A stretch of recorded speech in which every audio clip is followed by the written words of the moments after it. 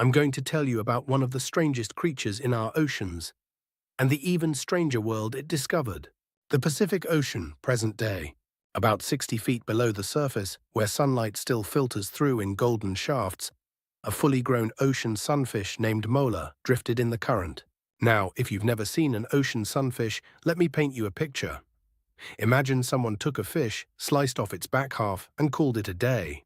That's Mola, a massive disc-shaped creature weighing nearly a ton, with tiny fins, a perpetually surprised expression, and absolutely no sense of direction. Scientists call them Mola Mola. Yes, they named it twice, presumably because one name wasn't bizarre enough for such an absurd animal. Mola had spent his entire adult life in these waters, doing what ocean sunfish do best, floating near the surface, basking in the warmth and eating jellyfish. Lots and lots of jellyfish. It's not a glamorous existence, but Mola wasn't looking for glamour. He was looking for his next meal. That morning, something caught his attention. A shadow. Not the kind cast by a passing whale or a curious shark, but something different, something enormous and stationary. It stretched across the horizon like a dark continent, blocking the light in ways Mola had never seen before. Being a sunfish, Mola wasn't exactly built for speed. His tiny fins worked overtime as he propelled himself toward the shadow, curiosity overriding his usual instinct to float aimlessly. The journey took hours. By the time he arrived, the sun had shifted position overhead, and what Mola found defied everything he understood about his world. It was an island, a floating island in the middle of the Pacific, hundreds of miles from any shore. But this was no ordinary island. There was no sand, no rock, no volcanic formation rising from the seafloor. This island was made entirely of human debris, plastic bottles by the millions, tangled fishing nets stretching like ghostly webs, shopping bags drifting like translucent jellyfish, bottle caps and straws, and fragments of things Mola couldn't identify. All of it had converged here, drawn together by the circular ocean currents scientists call gyres, accumulating over decades into something that could only be described as a floating garbage continent. Welcome to the Great Pacific Garbage Patch. Mola circled the edge of this strange new territory, his flat body tilting as he examined the debris field. The colors were wrong, too bright, too artificial. Blues and reds and yellows that didn't exist in the natural ocean. The textures were wrong too. Instead of the soft give of organic matter, everything here was hard, angular, resistant. And then Mola saw her. A sea turtle, an adult female trapped in a drift net about 20 feet below the surface. She'd been there for some time. Mola could tell by the way her movements had grown sluggish, conserving energy, waiting for something she probably knew wasn't coming. The net had wrapped around her front flippers, pulling tight every time she struggled. Mola wasn't equipped for rescue missions. He had no teeth to speak of, no claws, no way to tear through fishing line. But ocean sunfish are smarter than they look, which admittedly isn't saying much, given that they look like floating dinner plates with fins.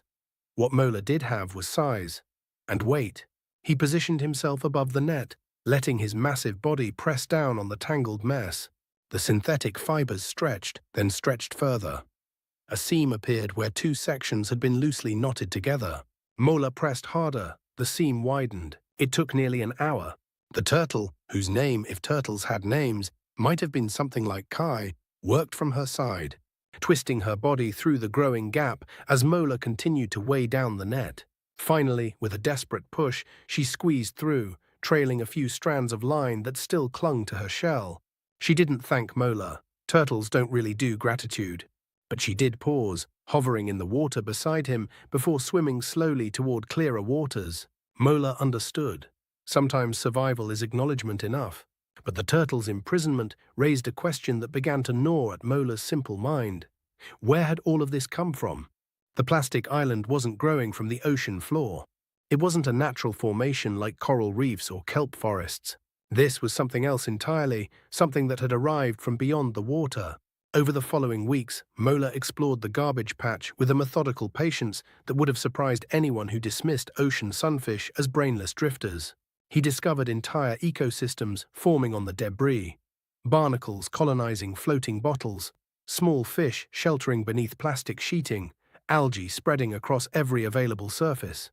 Life, it seemed, would find a way to adapt to almost anything. But adaptation came at a cost.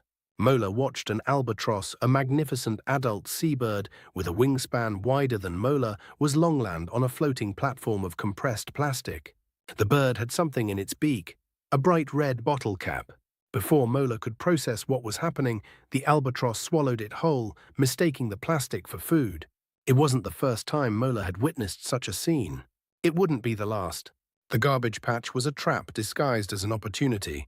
Creatures came here seeking shelter, seeking food, and found instead a slow-motion catastrophe. The plastic didn't nourish.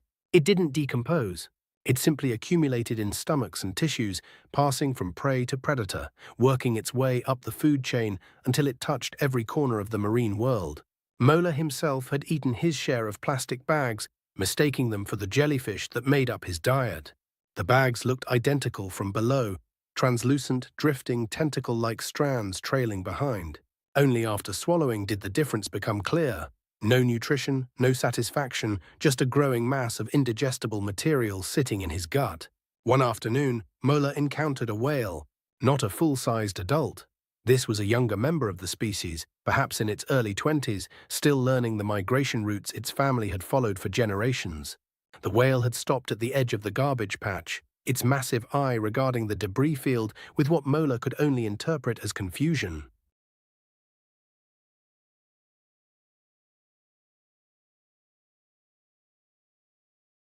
Distressed, Mola couldn't understand the specific meaning, but he understood the emotion. The whale was trying to make sense of something that defied sense. Together, the ocean sunfish and the whale drifted along the boundary of the plastic island. An unlikely pair, one of the ocean's largest creatures alongside one of its strangest. Neither could speak to the other in any meaningful way, yet both shared the same realization. This wasn't supposed to be here. This floating continent of human waste had no place in the world they knew, and yet here it was, growing larger every year. The whale eventually continued its journey, heading south toward feeding grounds. Mola watched it go, then turned back to the garbage patch. He had nowhere else to be. Ocean sunfish don't migrate with purpose. They follow the currents, the warmth, the jellyfish. And increasingly, all of these things led back to the plastic. What Mola learned in those months of exploration couldn't be communicated to humans. He was, after all, still just a fish. But if he could have spoken, he might have said this. The ocean remembers everything. Every bottle tossed from a beach, every fishing net abandoned at sea, every piece of packaging that found its way down storm drains and rivers. The ocean collects it all. And in places like the Great Pacific Garbage Patch, it holds these things up like a mirror, reflecting back what humanity has discarded. The story doesn't end with Mola. He's still out there, drifting through waters that grow more crowded with debris each year. The garbage patch continues to expand, fed by an endless stream of plastic from coastlines around the world. Scientists estimate that by certain projections, there could be more plastic than fish in the ocean within decades. But here's what Mola also discovered. Not all humans ignore the problem. During his time near the garbage patch, he encountered strange vessels. Boats dragging collection systems designed to gather plastic from the water. He saw divers descending to cut trapped animals free from nets. He witnessed cleanup efforts that, while small compared to the scale of the disaster, represented something important. They represented hope. The ocean sunfish couldn't understand human motivation, couldn't comprehend environmental activism or policy change, or the complex systems that had created this crisis in the first place. But he could feel the difference when the water grew clearer, when the debris thinned, when other creatures moved more freely through his world. And perhaps that's enough. Perhaps the lesson of Mola's journey isn't about grand solutions or sweeping changes, but about the simple recognition that everything in the ocean is connected. The plastic bag dropped on a city street eventually reaches the sea. The fishing net lost overboard eventually traps a turtle. The bottle cap discarded without thought eventually ends up in an albatross's stomach. We are all part of the same current,